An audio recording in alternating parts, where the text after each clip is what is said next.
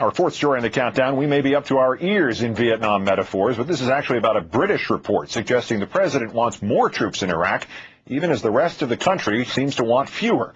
The president wants a, quote, last big push. According to sources familiar with the administration's deliberations cited by the newspaper The Guardian, that would mean an increase in U.S. forces by 20,000 soldiers, a recommendation which might also come from the Iraq Study Group. And a former senior administration official tells that newspaper the president may be alone on Iraq, but he does see the political endgame. Quote, Bush is in a state of denial about Iraq. Nobody else is anymore, but he is. He knows he's got less than a year, maybe 6 months to make it work. If it fails, I expect the withdrawal process to begin next fall. Meantime, White House officials have confirmed that the president has ordered an internal review of Iraq policy, but they claim it is not intended as an end run around the Iraq Study Group. Well, that's all right then. We'll just take your word for it.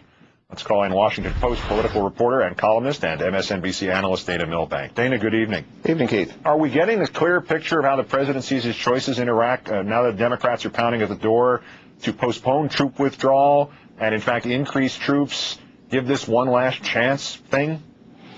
Well, it's been discussed for a while, and certainly John McCain has talked about this increase of 20,000 troops. Now, the Guardian story you mentioned was a little bit weaselly about it, said maybe possibly up to as many as 20,000. So we have to keep in perspective, this would be an increase of 10 to 15%. Not exactly huge, not what a lot of people think would actually be necessary to turn the situation around there. And as General Abizaid pointed out yesterday, this is something that could only be done very temporarily. Even now, the military is completely overstretched, so we're talking about a few months here, so it's not completely inconsistent. Give it a last go, few months, not working, start the pullout. According to that Guardian article, however weaselly it might have been, there was a 4-point plan from the Baker-Hamilton panel, the ISG, that may be emerging here. More troops to secure Baghdad, more money to train Iraqi forces, as well as the previously leaked proposals, increase the regional cooperation, possibly even from Iran and Syria. Will Baker-Hamilton wind up giving the president political cover for this? Does the administration's internal review provide a backstop bit of political cover? What's the structure here?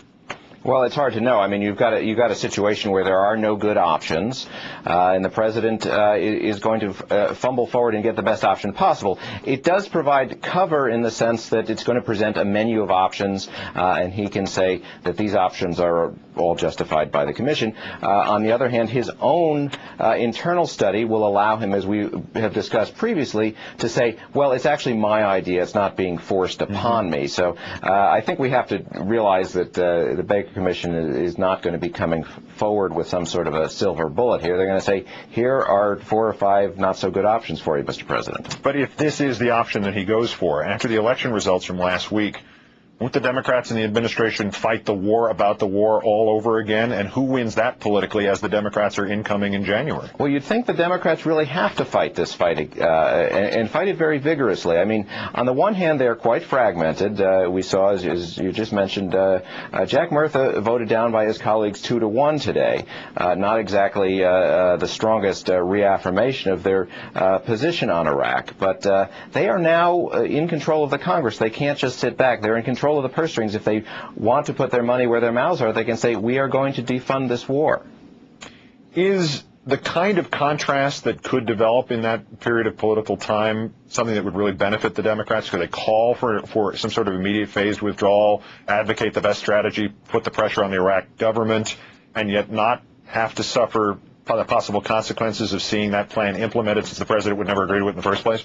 They could, and that it comes down to the question of what they're really there for. Is the opportunity to score some political points here, but if we're going to take them at their word that, as Nancy Pelosi said just today, that she is dedicated to ending this war in Iraq, it's not really about scoring sort of the political point here, but about forcing the president's hand here, and they now actually have the tools to do that. Is he going to accept that? I mean, this president does not like to have his hand forced, and although he may sometimes say that he understands what the realities are, that doesn't often translate into action. Yeah, there's no indication that he will accept that. And of course, that he can veto whatever the Democrats come up with. But you can sort of see this coming together here. The president wants the face-saving gesture, saying, okay, we're going to make one last final push. If that doesn't work, perhaps the Democrats will accept that trade-off. They can still get the withdrawal plan. I mean, everybody is sort of coming to the same view that this isn't working, and everybody needs a face-saving way out. Dana Milbank of the Washington Post and MSNBC, of course. Thanks as always, Dana. Thanks, Keith.